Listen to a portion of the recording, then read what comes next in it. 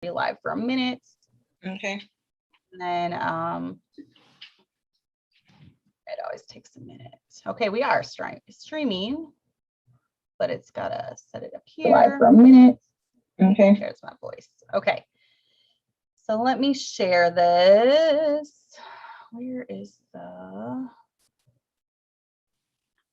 share button here? I think this is it. Copy.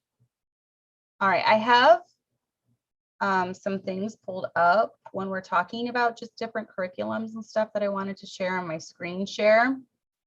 Okay. And then we're going to go over what curriculum you use and all that stuff. So okay, I kind of pulled different things around me. So if you see me like reaching, it's because I wanted like some visual, because when I watch videos about curriculum, I like to actually see it, not just hear what it's called. So right, I have a lot of things around me. So. All right, let me make sure that it went live. I'm still not seeing it. It says we're live, but I didn't get a notification on my phone. Usually I do. So let me go. I just did. So. Oh, okay, there it is. All right, guys. So I'm going to be getting rid of slick text. If you guys have joined us already, I'm going to be getting rid of that very soon because it's like $30 a month or something. So make sure that you are subscribed to the notifications so it will pop up when I go live like it just did.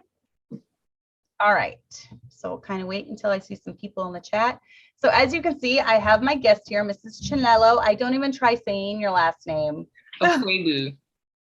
Yeah, I'm not going to try that. That's okay. Chinelo's fine.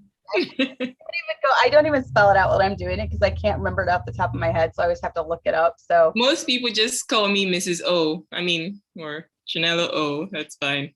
I used to have, we used to know some people that were named the Opshindiks.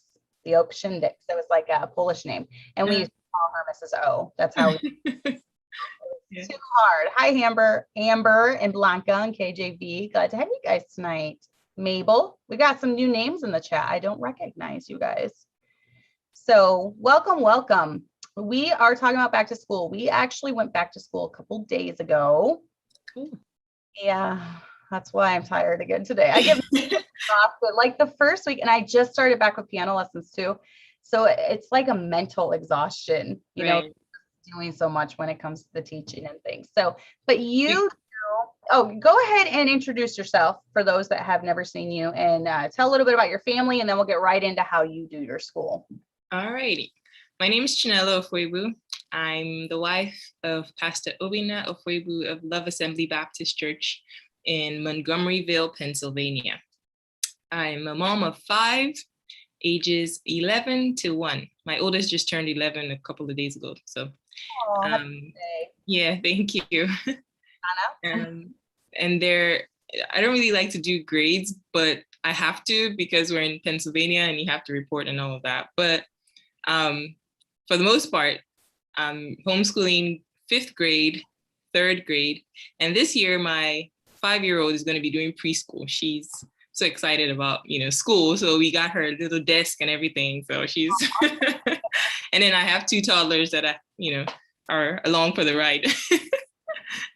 That's very tough. We were talking about that. I know I'll mention something about that later, but all right. So you'll be doing 3 this year. And then I am homeschooling, let's see, 11th grader. Is she 11th grader or 12th grader? No, this is her last year. I don't know how old she is. Yeah, this is her last year, I believe. And then we've got Chloe, who's just going into 9th grade. Man, I got a big gap. So I'm going to, because my three oldest were real close in age. I graduated my first like 3 years ago, Jason 2 years ago, and now Abby will be graduating this year. And then Allie is in 6th grade, I believe, 7th, 6th, I don't know, somewhere around there. Yeah, that's the thing about homeschooling. They're learning, they're growing, but whatever grade it is, they're moving along, right? It's in 60s because I think it's in 6th grade because I ordered the 60s, like the paces. We're in the 60s. And then we've got Lana, who's in 2nd. So I'm doing 4. Yep, 4. But we're doing kind of a self-guided curriculum. I've had to sit by Lana the last couple of days. this is one thing we're gonna touch on too, because my kids kind of go brain dead over the summer. And they forget a lot. And so she knows how to read. She learned pretty well how to read this last year. And so she's kind of forgotten. So it's like being refreshed. So I have to sit by her and make sure she's doing it and everything. So explain how you do school. Okay, so, well, I have notes. So if I'm looking off to the side, you'll know why.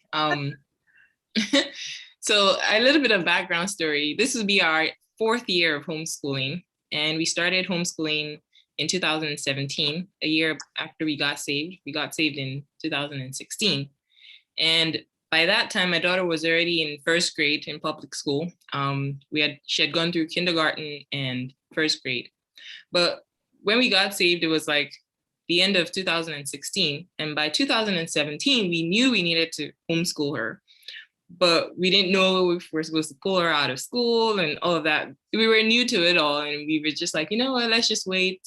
The year ends and then we'll take her out. So we decided to wait till the end of the school year and we took her out. So by the end of June, she was done with public school. And by August, September of 2017, we started homeschooling.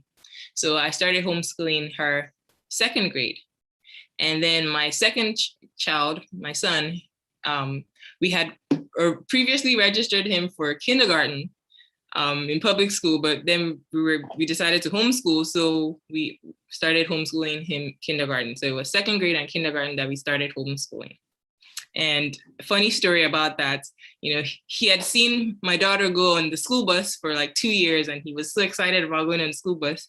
And he was like, I want to get on the school bus. And I told him, don't worry, be patient, you'll get on the school bus. And then it never happened. So yeah, you should take him on a bus ride in the city. I know, right? He's like, I never got to ride on the school bus, but I told him it's okay. You'll be fine. So you jumped right into homeschooling and teaching how to read. Teaching how to read is tough. It's one of the top 5 hardest things of being a parent, I think. Yes, it was frustrating. I'm a very patient person, but it was tough. And my son is, it took him a while to start talking. He didn't talk like my daughter started talking when she was like, I don't know, 1.5 or 2 or something. My son, it took him till he was about maybe 3, 4 before he started talking properly. Wow. So reading was hard because, I guess it goes along with talking, all up in there.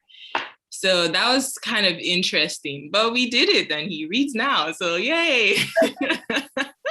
Well, I'm surprised because he's so chatty now, Yes. All your kids, well, except for the youngest ones, they kind of looked at me like this. All the other ones are just so chatty, all the time. So I'm surprised that it took them that long. Yeah.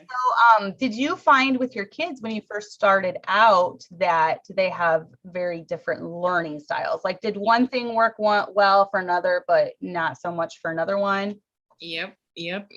My daughter is more of a read-write learner. I don't know, there are different kinds of learning styles, but she reads a lot. She can read till, midnight or whatever.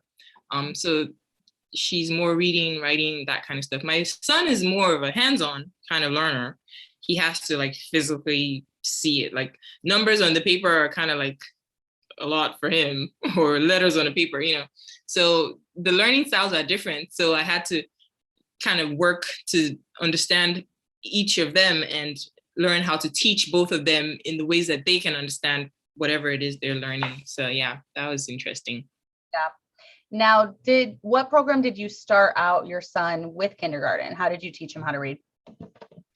Well, it's weird. I tried using, what's it called? I borrowed it from the library, 100 lessons of something, phonics or something. I can't remember what it's called. Lessons or something like that. I've heard of it. Yeah. Yeah, I tried that. It was very wordy for him because it's just a bunch of words on the page, reading over and over and over. And then we tried something else. I can't remember what it was. But then I eventually chose to use Abeka. I didn't have it. I don't have it here. But there's an Abeka reading. It's like a little book. It's it just talks about the ladder with the phonics. Yes, that one. So that was a little easier for him to understand, and with the pictures and everything. So yeah. Yeah, I like Abeka's reading program. In fact, the last few years, I've kind of gotten into my groove where it comes. I mean, we did try something different last year, Robinson curriculum, which we're going to go over. And I feel like that would be so great for some people. I would have excelled at Robinson curriculum. I would have loved it growing up.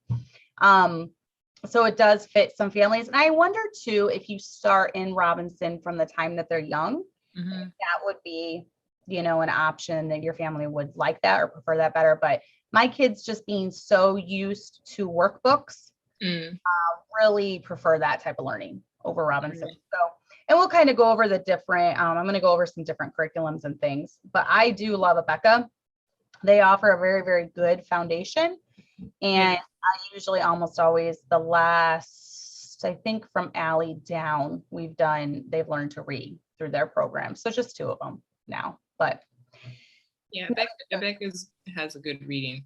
My daughter does Abeka for reading. Yeah. That's what it called. Amanda said, teach your child to read in 100 lessons. Yes, that's the one. And then Amber asked, I'm just going to hit the questions now while they're coming through. How do y'all, I don't even know how to say y'all right. How do you, I see you guys. How do y'all help your kids through subjects they don't like to do? My son hates when he has a lot of math problems. He gets distracted and won't pay attention. I'm just mean. I just make them do it. I make you brush your teeth. I make you, this is something you just have to do. You have to. So I don't know. Is there a way that you found that helps? Well, so like I said, my son is a more hands-on learner. And when we started with math, we started with Abeka, and we realized quickly that Abeka is very advanced. And it was a struggle because he was kind of, dilly-daddling about when he's doing math. And it's not because he wanted to, it's just because he didn't really understand what he was doing. And he would kind of guess. And I could tell that he was just randomly guessing what the answer was. And I'm like, okay, this is not going to work. I want him to actually enjoy what he's learning. So we switched curriculum. So sometimes switching curriculums might be it. It might just be that they don't like that style of learning. And we decided to switch to Math-U-See. Okay. I don't know if you've ever heard of Math-U-See. It's like the one that has like they have like little blocks and manipulatives that, it helps them put concept into like physical, like tangible stuff. So he gets that this is the 10 block, and if you put several of them together, it makes that. So that helped him, or he's using that now, and that has been helping him, as opposed to just worksheets on a paper. It was kind of tough for him. So with the Math-U-See, they watch a video at the beginning of the week. They watch a video which explains that chapter, the concept. I usually watch it with him, and we kind of go over it. Do you understand that? We do a few examples together. You're supposed to build it, say it, write it. So it's kind of solidifying that concept. You build it with the blocks, you say it, and then you write it down. And then for each day, they only have like literally one sheet of paper to do, like just front and back. That's it for every day. And then that's for however many days of school you do. And then the next week, you watch a video, build it, say it, write it, and then, eat just one sheet every day.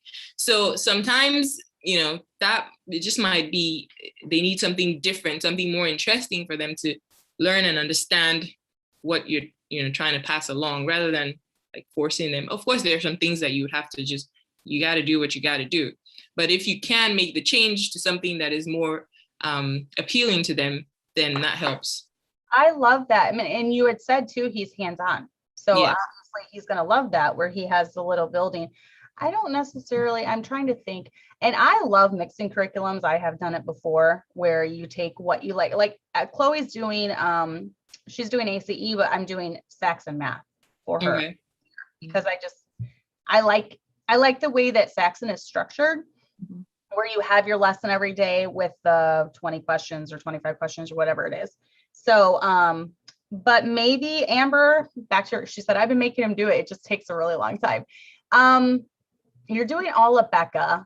So I know you probably want to stick with that. Maybe just have an incentive. Say, let's say how long, it can take you to Yeah. be done with this many questions and set the timer. See if he can Yeah. beat his timer every day. Yeah. Just make a game. Some boys like to have games. If you get this done, I'll let you live in an apartment. So I'm trying to think, if you were outside where we lived, you could like let him go run around for a few minutes. But Or go to the playground, something, just have an incentive. I try to do incentives more so than punishment, because then they're like, oh, it's math, I'm gonna have to, get in trouble if I don't do my math again. So like if you offer an incentive, a scoop of ice cream if you get done in 30 minutes. That'll do it. So I would try incentives first and see if that works. So I don't know. All right, so let's see. So someone said, oh wow, I'm missing a lot of chat. Okay. So Amanda said, Caleb really loves going on adventure hikes. So for him, if you get this work done, an adventure comes after. So yeah, that would be a good idea. Someone said they had a really hard time with Abeka and ACE math, but is doing much better with BJU. I'm surprised because BJU is akin. I went through Bob Jones when I was homeschooled, and it's very accelerated as well, like Abeka is. So yeah, I would also, if I agree, Jessica, she said, as long as they're getting it, that I don't see a problem with letting them skip a few problems. And also, Amber's doing Abeka with her kids, and that's very accelerated. I pick out, whenever I do Abeka, I always pick and choose what I have them do, because they have their seat work and stuff for every day. And then they have more assignments in the back of the lesson plan book that you're supposed to give them. And I don't do all that with my kids because it's a lot of writing work. Yeah, it is a lot. And like she said, if they get it, you don't have to kind of like keep drilling it in, like, okay, they get that concept, you can move on to the next one, so that they don't get bored and exhausted mentally just doing the same things over. Did you feel this way? Did you find this way with Abeka too, where especially when it came to math, I felt like it was the same thing over and over and over and over again? Yeah, it was. And even though my daughter, she didn't mind it, but she didn't like the repetition of, constantly doing the same thing every day. It's like, okay, can we do something else? Let's move on. So yeah, and then someone said, Amber said, I can definitely do Skittles for his rewards. Yeah. Oh, there you go. So, one Skittle for every problem done. So maybe he'll Skittle and then want another one, get the other one done quickly. And then someone said Abeka was a little too overwhelming and she wasn't a fan of some of the busy work. There is a lot of busy work. That's why I cut down the busy work when I do it. We switched to Alpha Phonics. Alpha, that was another one I was looking at for reading, and it was great. My daughter learned how to read really well, or really fast and well. So, okay, so what do you do with your oldest daughter? Now, okay, yeah, let's do the curriculum. Go ahead. Yeah, we were talking about curriculum, right? So, I mean, you could use books curriculum, but I prefer not to, because like I said, my kids have different learning styles. So I try to kind of use different things for different subjects, and that has been working for us. We are naturally drawn to a lot of Abeka because, we started a full KJV and all, so we like a lot of Abeka things, but with math, it's a little too much. So for math, we do Math UC, like I already showed you. It comes with, the DVDs, the different DVDs for the different levels. They don't use grades in Math UC. They do alpha, then beta, then gamma. So right now my kids are all done, alpha, and my son, third grader, he's doing beta. My daughter is doing gamma. And then with that, it comes with the blocks that I showed you about, and then the workbooks, the different workbooks. And it goes through, they're all like the different colored, they're color coded. So they go with, each color goes with a different DVD. So you watch the video, you do the problem. And the thing about it is, it's not a lot to do. Let me just find one, okay, for chapter 5, for instance. It goes from A through G, I think. So 5A, you do that on Monday. 5B, you do Tuesday, 5C, Wednesday. And then by Friday, if they get it, you don't have to do F and G. You can just jump to the next chapter, 6A, 6B. So the extra pages are for if they're not getting it. But if they get the concept, you can move on. So I kind of like that about, math, you see. And of course, the hands-on curriculum and hands-on manipulatives and stuff. So that's what we do. Both my kids, 5th and 3rd grader, use Math UC for math.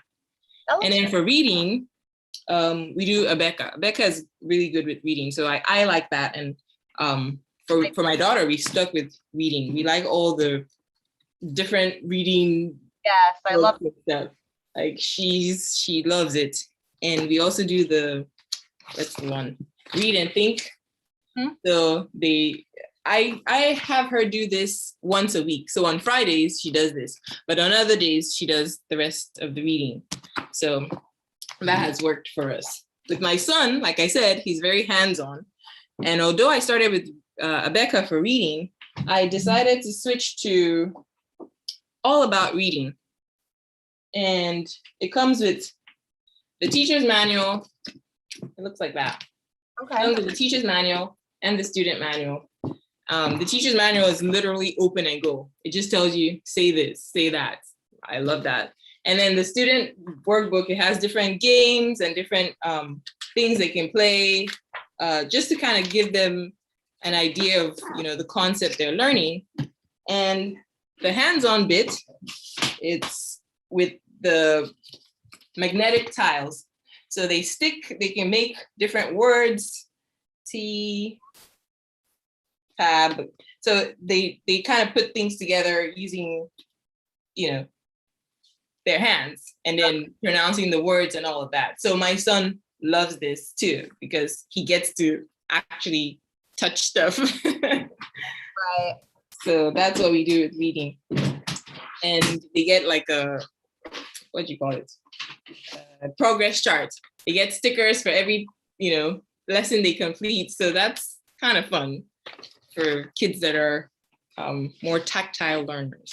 And I found that this tends to be boys tend to be highly, they're a lot more energetic than girls. Girls can kind of sit and do things like that. Boys tend to need to do hands-on things. So yeah, it's kind of like they're fidgety and they can't just sit and listen or read, pages. So the more you get them to work with their hands and they're learning at the same time, everybody wins. I would have talked to you like before I even started homeschooling, because I think those options would have been so good for Jason, because Tommy, he can sit and read a long time and whatever, do busy work, but Jason hated school. He hated it. And I feel like if I would have had more hands-on options for him, but I didn't. I was just mean mom. I'm like, this is what you're doing. Yeah. The what's it called? They're all about reading. They also come with these little books, and it progresses from it goes from like literally like 2 or 3 words per page. So pretty. Like Sam sat, the cat sat, the cat can bat at the tag. Like it's very simple, and they finish a story and they're like, yeah, I finished reading a story today, versus like reading and it's like, when is this going to be over? And they gradually progress, to, a little bit tougher, like the volume 3, which is not, it doesn't progress too fast, but it's faster than it started. They now start reading in sentences. Jill said, hang on. Right. So he has been loving this one so far. So I'm glad I kind of switched and didn't kind of make him sit through just stuff that he wasn't really liking or getting. So that's what we do for reading. They're so pretty. The books are so well done. Yes, colorful.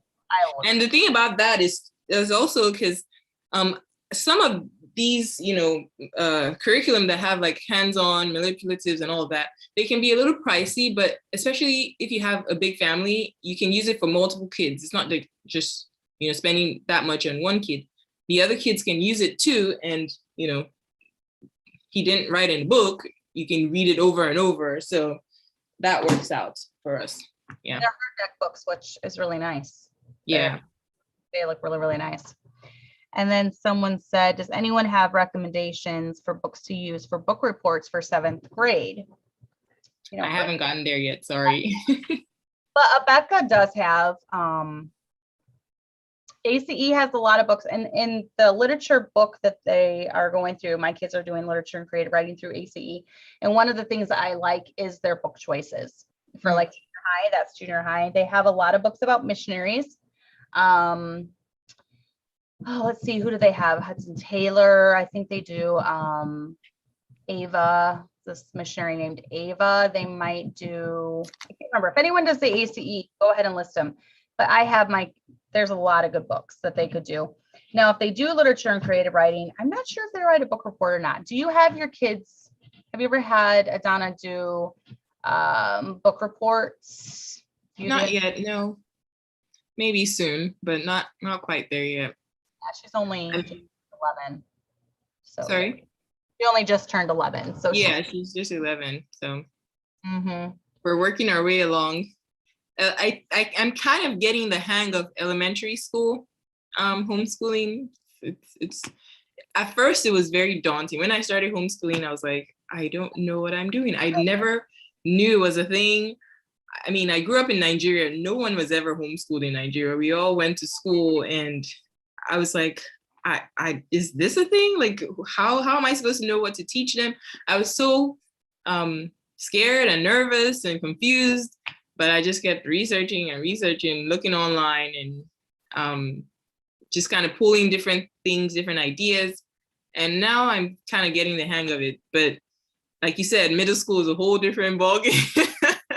So we'll see when we get there. I actually feel like 5th grade is kind of the hardest year. Yeah. Yeah, I don't know why it is 5th grade, and that's usually around 10 or 11. Yeah, I don't know. It's like they kind of hit a wall Mm-hmm. when it comes to math. I found when you're kind of getting into the more difficult math, I found that 5th grade has through the years been the hardest. And when I was thrown into it, I didn't really, it was mentally exhausting and physically exhausting because it's a lot. When you're being pulled in all these directions, you know how it is. And you're trying to homeschool, it's a lot. But I feel like since we just stuck with what we were doing, which was the ACE, it wasn't like I had to. But now through the years, my husband's put up with me like, I'm going to try out this, and I'm going to try this curriculum, and then if it doesn't work, then you can go back. If it does, then you can keep on with it. So he's kind of, and a lot of times too, what I do depends on our income at the time.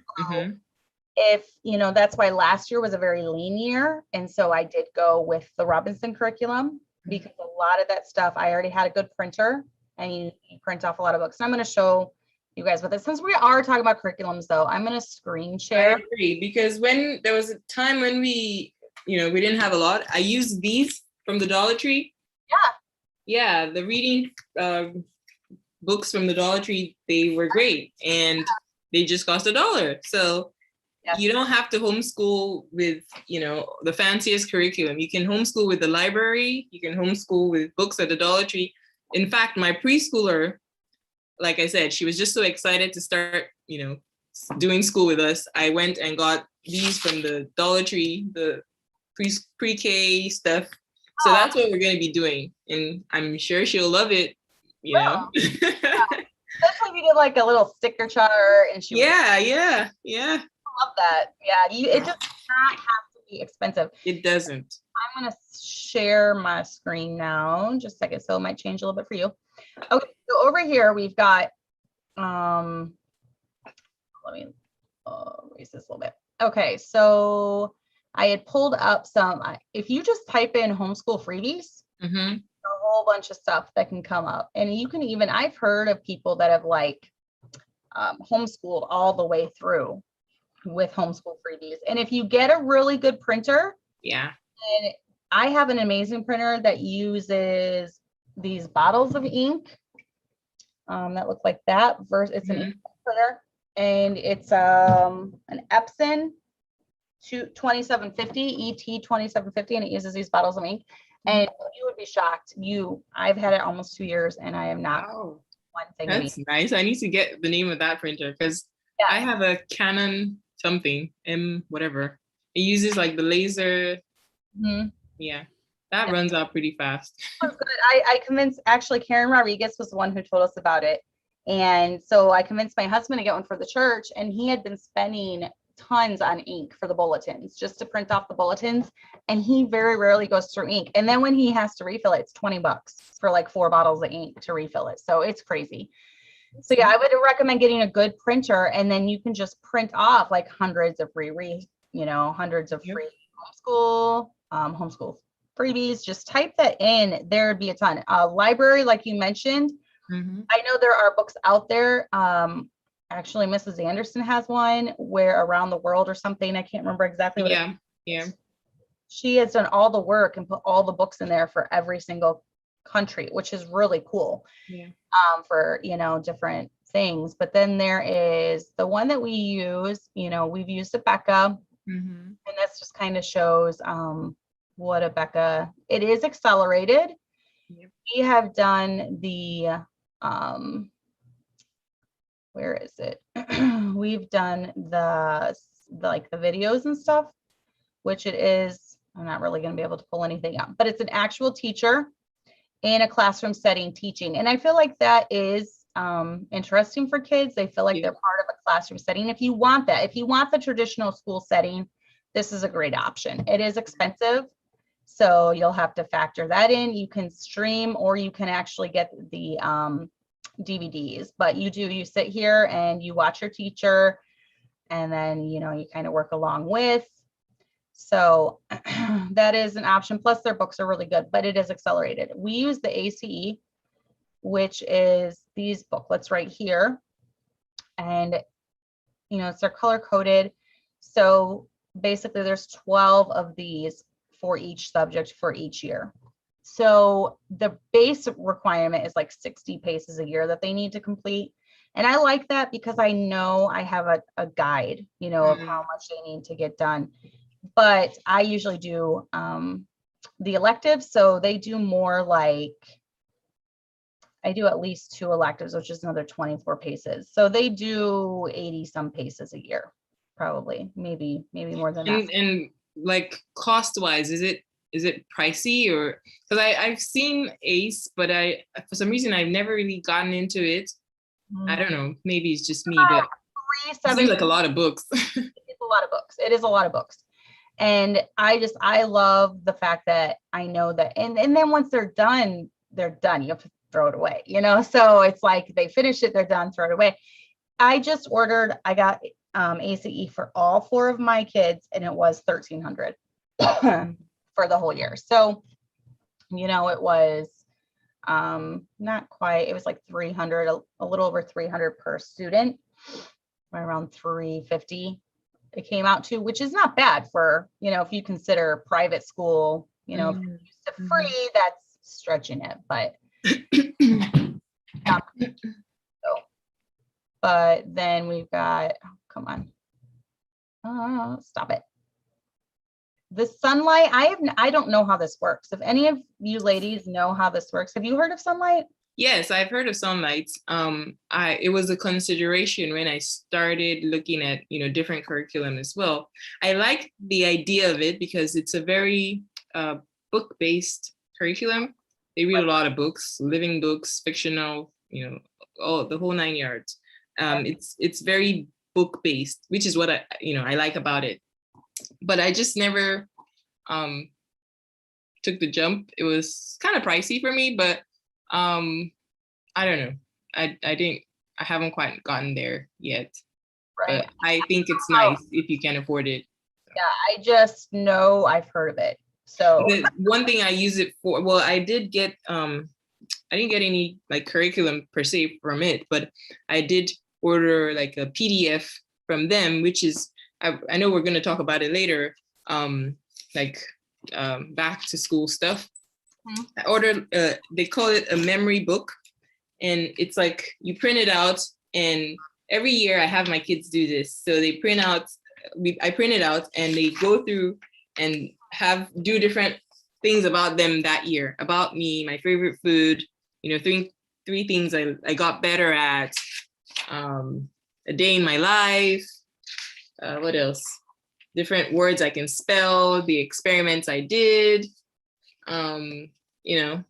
different kind of, interesting things to write about throughout about the previous school year. And it's just fun. So my kids and we've done a few of these like throughout the years, and it's just fun going through them and like seeing all the different things they did throughout the year, and even their handwriting, how it has changed, how their creativity has changed, the different way they colored it the last time versus how they chose to color it this time. So that's one thing I did get from Sunlight, but I haven't gotten any of their like curriculum already. That's cute. I wonder, was that under the free homeschool freebies? There was like this thing on there that said, let me see, free homeschool downloads. So I don't know. Yeah, check that out. But then what is this one? Oh, Cornerstone. No, that's on Christian Book. There are so many. I mean, if you go to christianbook.com, which is where I ordered all of my kids' school this year, and you just go to homeschool, I mean, look at all this. Yeah. There is so much. Look at this curriculum down here. You have Abeka and ACE, BJU, Matthew. Oh, there's Matthew C. Jackson Math, Savas Learning, Alpha Omega, Christian Liberty. And there's so much that you have. And then Story of the Handwriting Without Tears. That looks interesting. But yeah, there's just all these different things that you can do, and then you can even do like music electives and things. Now, for all of these, I'm not sure, though. One of the reasons I kind of stick with ACE is, like you mentioned with the Abeka, it's King James, right? And ACE is also King James, so I know I don't have to worry about that. Right. But if you guys have your kids take, I have this book. If you guys have your kids take music lessons, that can count, especially in their high school years. That counts to, I believe, a half a credit, either a fourth of a credit or a half a credit per year. So I actually had this one. I taught at Woodlawn too. So I'm seeing stuff I know, but there's so much curriculum out there, and this is on christianbook.com, and they just have a ton. And so even if you just wanted to kind of look up each thing individually, and then, look, there's even PDF download curriculum that you can do. Classical conversations I've heard of. I've never looked into this. This is another one. It's like a rabbit trail once you start going. Yes. Just keep going and going. Yeah, but that kind of just covers a little bit of it. So tell us about your unique way that you do school as far as doing school year round. Your schedule. So when I first started homeschooling, I kind of thought, I'd have to go with the public school schedule, September to June or whatever. But that kind of got a little daunting because I was overstressed, thinking I had to do everything the way the school system was doing it. And also it made me put too much pressure on myself as well as the kids. And I wasn't enjoying it as much. And then we decided, okay, we're just gonna do our own thing. I mean, that's why it's homeschooling, so we chose to try something different. At first we tried 6 weeks on and then 1 week off, like I guess they call it like the Sabbath kind of homeschooling, where you have 6 weeks of learning and then 1 week off. That was fine because it kind of gave me a break. Oh, and another thing about the public school, I guess, method of schooling was that in the summer, like you said, the kids will go brain dead. Like everything you taught them was just gone. And I'm like, really? Did I just waste a whole school year? So coming back, it was like you had to take a while to learn back everything that you kind of forgot over the summer. So I knew that was not gonna work for very long. So we tried the 6 weeks on, 1 week off. That was okay because it kind of gave me a break. But at the same time, it didn't really work too well because in my mind, it just, I needed something more consistent. And the kids too would think, okay, well, we have 1 week off. Is it rest week yet? Is it our off week yet? I'm like, no, not yet. 2 more weeks. Is it our off week? So it wasn't, consistent enough for them and for me, I guess. And so what we now do currently, which works for me and them, is we homeschool 3 weeks on and then 1 week off. So technically it's supposed to be 3 weeks on and 1 week off, but depending on the month, it might be 4 weeks on and one week off. So basically we homeschool for the beginning of the month, and then the last full week of the month, we take it off. So it might be 3 or 4 weeks, depending on how long the month is. We do school, and then the last week, we take that week off, and we call it our rest week. And rest week is fun. Like they look forward to rest week. And let me see if I have some of that in my notes, what we do on rest week. It's just, I know it's called rest week. Technically, it's rest week for the kids, really. They're taking a break from homeschooling and stuff. And I'm taking a break from teaching them, but it's still a lot of fun stuff that we do. I'm resting from teaching, but I still have to cook, I still have to clean, I still have to catch up on everything that I didn't do throughout the month. But hey, it's fun, we enjoy it. And so we do stuff we do is like, we get to do screen time. Most of the time during the month, we don't really do screen time unless like the babies are really like going crazy. But then they get to watch cartoons, Barney, Peppa Pig, all that kind of stuff.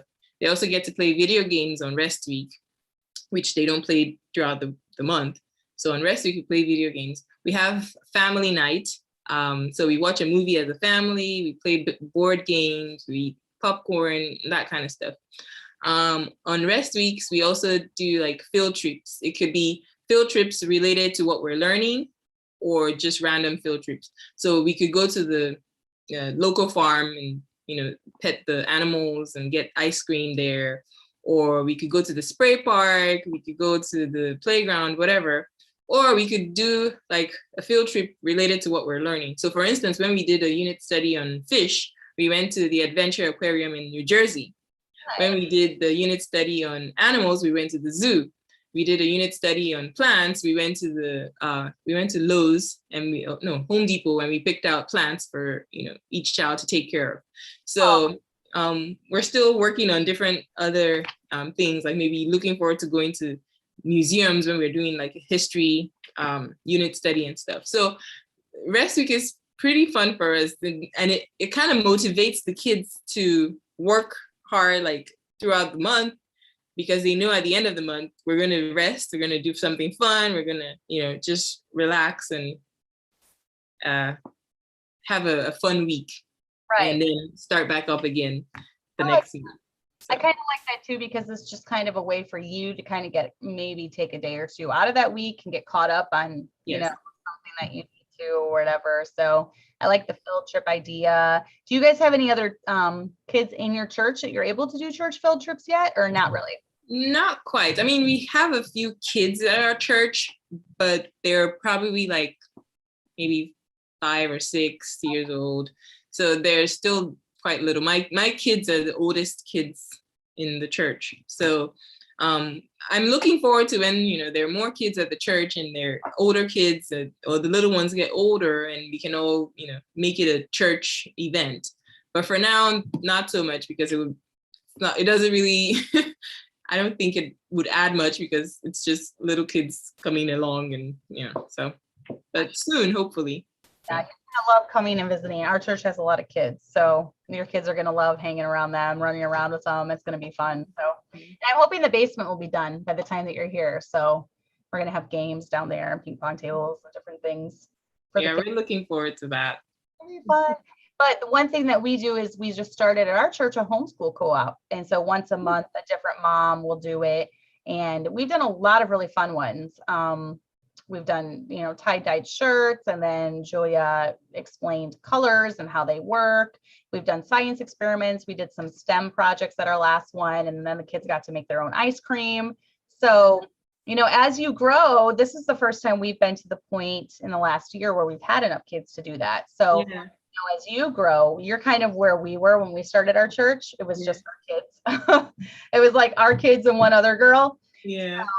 Now we have a ton of kids. So eventually you'll get to that point, and then you can even do that maybe on your rest weeks, Yeah. like a church field trip or something. So Yeah, that would be nice. I do look forward to that. And I have thought about that. It's just they're not many kids that are old enough for that type of stuff. We have a few babies, a couple babies, and then the other oldest, the other children that are, younger, I think she's 6. That's the oldest one, or maybe 7. But yeah, so yep, it'll come. That day will come for sure. So, what do you do with your little kids while you're trying to teach the older ones? I told you one of my methods. Yeah, I was gonna say I was looking forward to hearing people's ideas, but for me, like I said, we don't really do too much screen time during the month, but sometimes I do, depending on how crazy things are getting. I'm just like, okay, we're gonna sit and watch, Barney or something. But for the most part, what I try to do with them while I'm teaching the older ones, I do like the big floor puzzles, the ones they can kind of put together on the floor, or coloring books, or what do you call it, magnet tiles. And sometimes if I'm working with one older child, I would have the other one play with them. So I'm not, constantly going back and forth. I would just have, maybe Adana would play with the little ones while I work with Jidobi, or Jidobi would play with the little ones while I work with Adana. So far, that's what we've been doing. But maybe we just might add your Cocomelon to the mix. I am a fan of Cocomelon. I have no shame in admitting he watches Cocomelon, and there's another one called Little Angel. She calls it Baby Angel, but I think it's Little Angel, and it's just songs.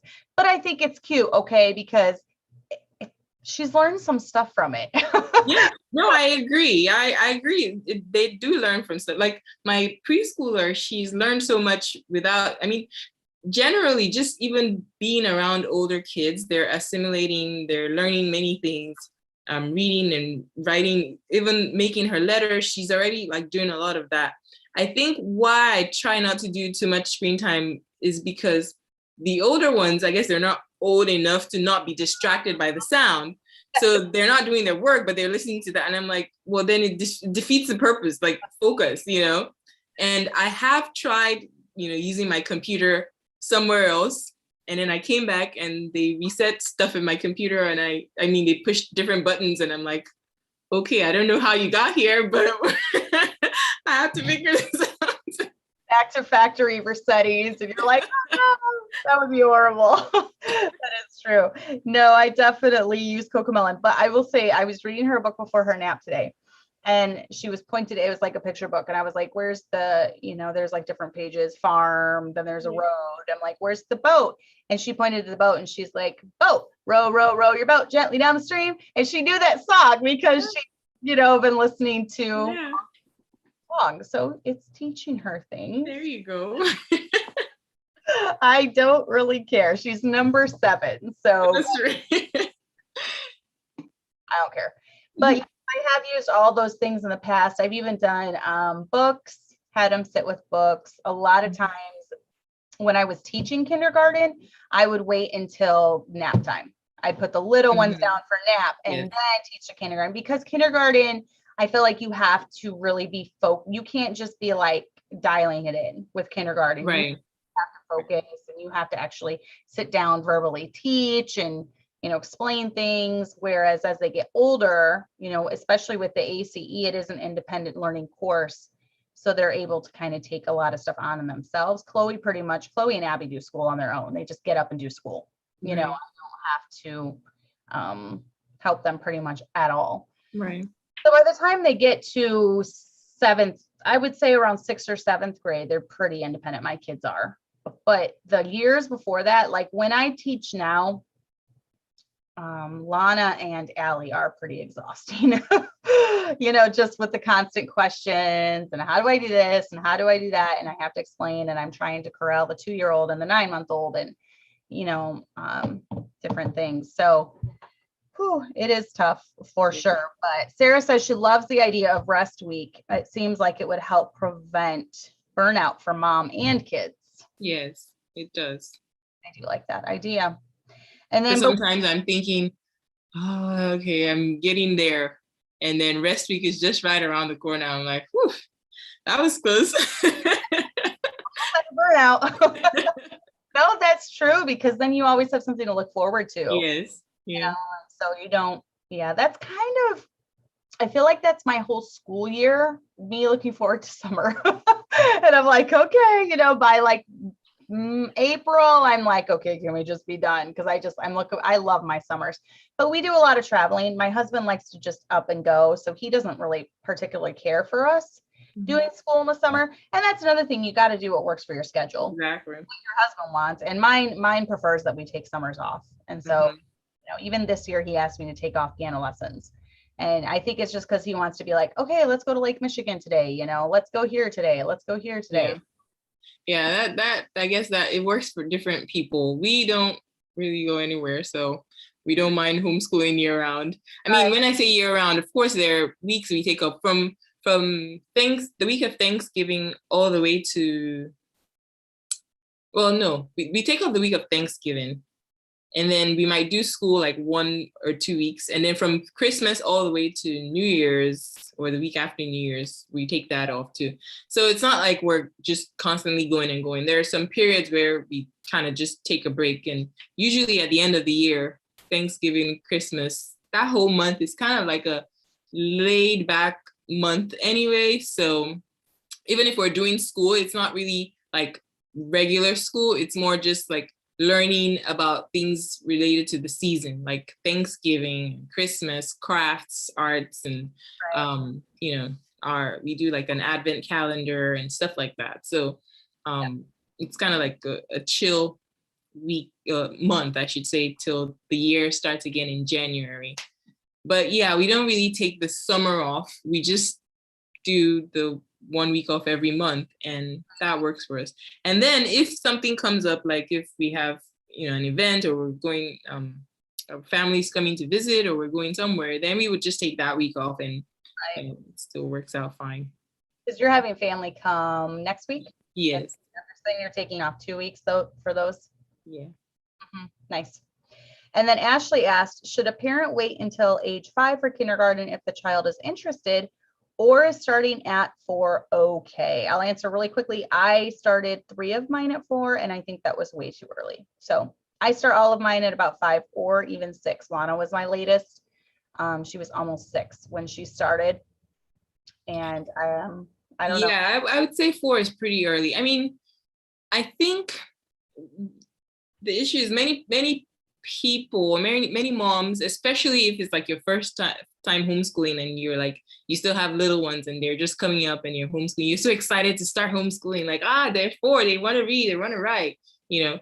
I think if you have more, you realize it's okay, they're learning, kind of assimilating as they're going along. That's fine, you can wait. 5 is 6, maybe 7, who knows, but that's how I work though. So yeah, you don't need to rush it. They have tons of time to learn all that stuff. But hey, if you have the time and the energy, by all means, do what works for you. Because I mean, if you just have one, you're like, oh, I'm so excited. Go for it. So someone asked, Blanca asked, Mrs. Chinelo, when does the grade level end and the new one start? Okay, yeah. So I was saying we homeschool year round. So we don't have a last day of school, but we have a first day of school. So we're homeschooling throughout the year, but the first day of school is usually the week after Labor Day. So either the week after Labor Day or the day after Labor Day, somewhere around there. So that's when the new school year starts. So they now know that that's their next grade level. But they've been homeschooling through up until that point. And that's usually like we have a rest week. And then after that, the next school year starts. So Okay. they get new school supplies, they get, the new grade, whatever, their folders, and sometimes I do a gift. So that's when the new school year starts, in September, right after Labor Day. That's how it works for us. Okay, so I used to always wait until the day after Labor Day. Yeah. This last couple of years, I've kind of pushed it back into August a little bit, just because we always take our vacation like in October, which we're doing again this year. We're taking a vacation in October. So I know that I have some weeks coming up that are going to be off. So we're starting a little bit earlier, but no, that's a good idea. So you kind of just roll over that time. Yeah, that's good. Let's see. And with the first week of school, like I said, so when it's a new school year, after the first day, we take pictures, all of that stuff. I know, I still do all of that. We take pictures, we fill out the books that I was telling you about, the year in review, get snacks and gifts and stuff. And so for that week, we're not going like boom right into like homeschooling. We do something called a tapered start. So for the first week, we're just doing the 3 R's: reading, writing, and arithmetic. And then the next week after that, we add on a couple of subjects. And then the week after that, we add on until we're back to our full school, schedule with all the subjects. So it's kind of like easing into the next school year. Yes, I should have done that because my kids are brain dead right now. It's getting a little better, but that first week, when you get back into it, it's like a shock to their brain.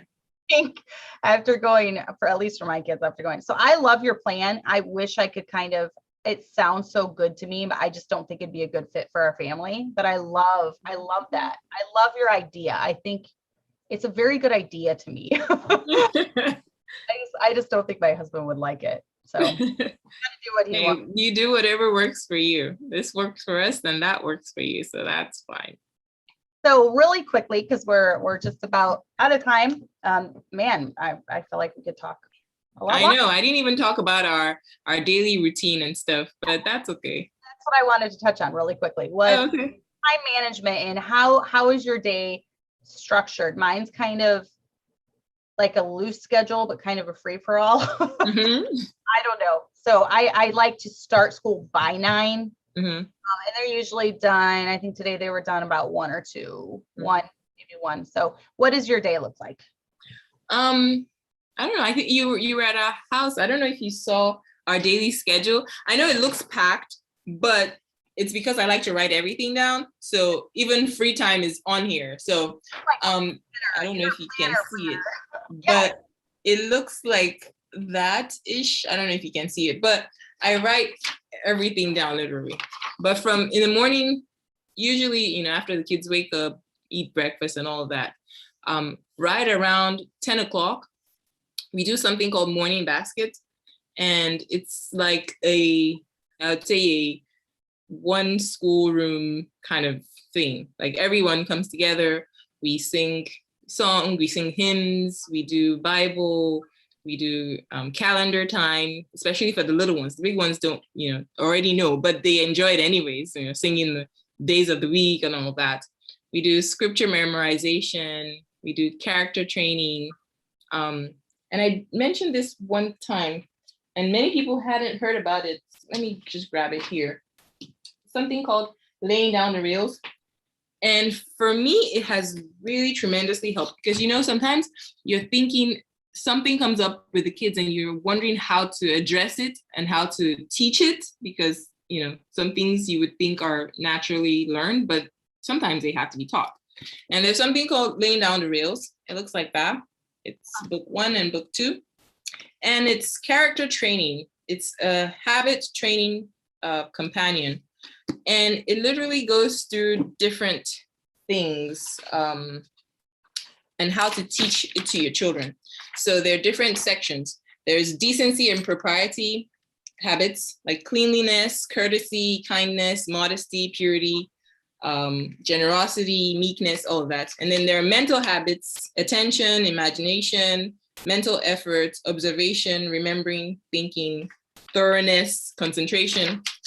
And then there are moral habits. I moral habits about integrity, obedience, truthfulness, and physical habits, health, outdoor life, self-control, and then religious habits, reading the Bible, reverent attitude, Thanksgiving. So I made a copy of all of them. And according to the book, it says by the age of, I think by 12 or so, you should have kind of gone through it and gone back around. I don't care. I'm just going to keep going until my kids kind of learn everything. So I just kind of made a copy and I highlight the different topics that we've done. And it's usually when I see an issue, like maybe they're bickering or something, and then I look for that topic and we're going to learn about that. So maybe it'll be here tomorrow. So we do that as well in our morning basket. So a morning basket, sometimes we do Spanish, like flashcards or something. We do jokes, and on Fridays, we do something called Fun Friday. On Fridays, we dance to like Salty. I don't know. Did you ever grow up watching Salty, the Singing Songbook? I love Salty. I forgot all about that. Yes, they did. Oh, they still have that. Yeah. So we dance to Salty music and stuff. And then we might watch a video about whatever we're learning that week or that month. And then after morning basket, then they move on to do their individual work, seat work. So everyone goes separate ways, sit at your desk and do your stuff. So I know it seems like a lot, but usually we do morning basket from like 10 to 11, about an hour-ish. And then after that, they do their schoolwork by themselves. And by noon, they're done. And that's mostly because they're kind of like doing other things while they're, instead of just focusing and doing their work, they're kind of going back and forth. But for the most part, by noon, we're done with school. So fast. Mine take a lot. Mine are doing a lot of busy work though, but I love that idea. And I'm really going to look into those books as well. That look like a really good. Now, does it use verses in there? Does it use King James? It uses verses. It just tells you to read it in your own version. Oh, so yeah, that works out for us. We don't actually have to, use whatever Bible, like whatever version they don't put any Bible verses in there, like written out. They just tell you read, the book and the chapter in your own Bible version. So okay, nice. And I've often said that with books too. If you get a book and that's the only thing wrong with it, just look it up in your own Bible. It's not really that big of a deal to me. So, but that's really cool. I'm going to look into that. I'm going to ask you what all these are again. And I'm going to kind of link to them in the description. So what curriculum is that exactly? Where did you find those books? Simply Charlotte Mason. Okay. Yeah, it's a Charlotte Mason book. Yeah. Okay.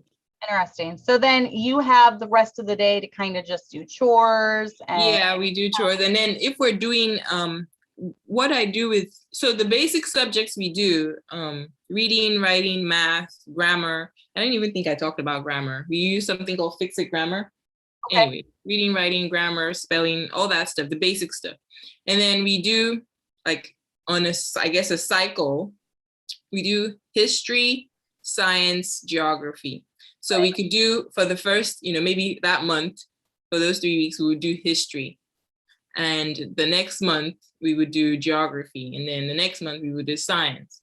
So I typically do, for science, I do unit studies. I do use Abeka. I have all the Abeka science books, like book 1 to 4 for now, all the Abeka books, but I don't just read straight through them. I use them for unit studies. So I decide, okay, we're learning about plants.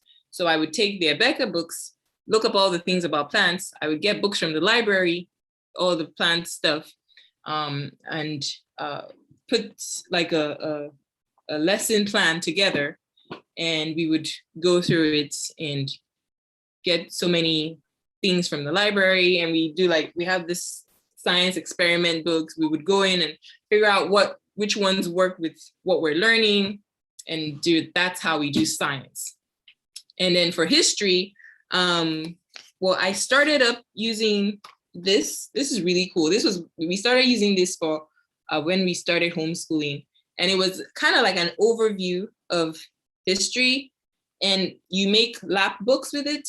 You make copies of them, and it goes through like the ancient civilizations, and you just kind of learn general like ideas of what the ancient civilization was. It's kind of like a brief overview, really, but it worked for us because it wasn't so overwhelming. Like, so that kind of eased us into what we now do for history, which is story of the world. We do that for history. And so because they already had a general idea of, ancient history, making lab books and all that kind of stuff using that. Oh, that's cool. Book. Yeah. So they had a general idea of it. So we did all the ancient history, Greece, Egypt, China, Rome. So we did all of that. And then we jumped into story of the world. So it was a little easier for them to understand because this is just words. And like I said, some of my kids are not very good with just reading. And so we use this with the accompanying book. And we have like a history notebook where we do notebooking for history. And they go in and they do their different drawings and they, write about what they're learning and coloring and all of that. And because sometimes that might still be a little wordy, I use these, which I really like. They're like flap books where you can kind of lift the flap and read about, whatever it is on that page, So my son likes these books because he can kind of flip open and lift the flap and read little things about the different, so that's really fun. So I have a couple of these about for history, ancient. I got these off of Amazon, I think, or eBay maybe, but you can find them easily. So one's ancient Egypt and one's ancient Rome. They're different ones. There's some for science too as well. So that's what we do for history. And then we started doing like a timeline. I just got this art notebook, and we started doing like a timeline of what we're learning to kind of see the progression of history. So it's not just randomly, oh, okay, this happened, knowing exactly when in history all this stuff happened. So that's what we do for history.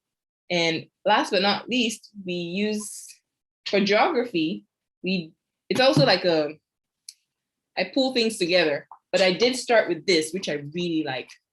It's beginning geographies for K through 12.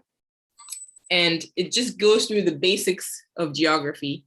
And by the time we're done with this, it makes it easier for them to understand concepts in geography. Right. And then we use other things like, where is it? These ones. Okay. Yeah. Yeah. So all this stuff, you're providing a really good education, but it's not that expensive, No, it's not. It's not, because we use the library a lot. Like literally, we go to the library and we can borrow, I want to say maybe about 100 books each time we go to the library. And they always look at us like we're crazy, but hey, it's free, right? So my taxes are paying for it. So right. I use the library a lot.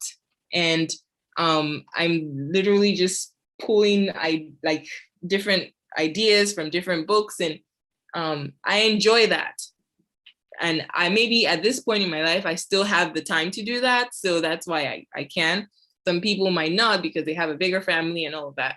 Some people might even have the chance to do more than this because they have a smaller family than I do. So, but I really just enjoy planning our homeschool because it's how fun though. I love it. You're such a fun homeschool mom. Like boring. I hope so. And then most importantly, the one I think I saved it for last was Bible. Mm-hmm. And this is how we've been doing it. And I think I'm ready to kind of move on, switch things up a little bit. But when we started homeschooling, like I said, we just got saved. So we started homeschooling, reading the Bible together. Like we decided we were going to read the Bible cover to cover. So homeschooling and during our family devotion time, I made just a photocopy of the page of content. And we go through the Bible And if it's homeschooling, we highlight it in one color. If it's in family devotion, we highlight it in another color. So we're almost done in the Old Testament in homeschooling. And we read a chapter a day, and they have a Bible notebook where we started off using these kind of this kind of notebooks where it's half for picture and drawing. So we read that chapter, they draw the picture, and they copy the verse that I tell them to. They draw the picture and they copy the verse. So that's how we started off. And as they got older, they just got a regular notebook. If they want to draw, that's fine. If they don't, that's fine too. And they just copy whatever verse I tell them to copy. So they're literally copying verses from the Bible. Yes. Right. And so we're just about to finish the Old Testament. And I was thinking, okay, maybe I should kind of switch things up a little bit. And I got these. And if anybody has used them, please let me know, because I haven't, but they look fine. I got these on sale from the website, and they were, I guess, they put the old ones on sale. This was from 2 years ago, I think. So I got them for like $10 each. And they're like quiet time devotionals where the kids read it by themselves. They go through the there's a Bible verse at the top. They read that in their own Bible, and then they read, the little story or whatever it's trying to teach them. They do like a little activity, and they pray. They have a little prayer at the bottom. So this is what I'm trying to do for the next school year. And I'm hoping that, we can, get to do it together, so that when they do that quiet time on their own, and then when we come to morning basket, we will go over, because in both of them, there are different grade levels. This is 1st to 2nd, 3rd to 4th, and then I have the other one. But it correlates. So they're learning the same things in the same chapter or the same passages, but it's different depending on the level you are in. You're learning something a little more advanced. Right. So that by the time we come into morning basket, when we're doing Bible as a family, we would read the same chapter, and I would ask, okay, what did you learn from that? And what did you learn in your quiet time? Because it's all the same chapter that we're reading for that day, if that makes sense. So I haven't used these yet, but I'm hoping they work out fine. And if anyone has, let me know. So that's that. I want links, everything that you talked about in here, I'm going to link to it down below.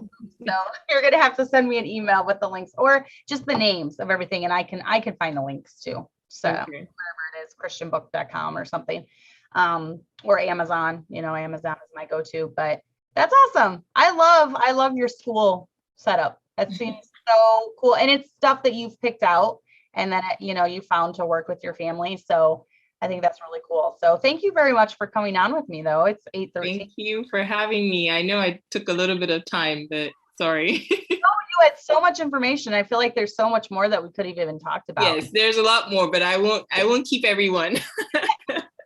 Until 10 o'clock tonight. We had You've seen my house. I have a whole bookshelf, a whole wall full of books. So I was looking at when I was over, because I love books. I know I have tons of books too. So but yes, thank you very much. And I'm sure we will be checking in and having you on again. So hang tight while we say goodbye. So you want to say goodbye to everyone?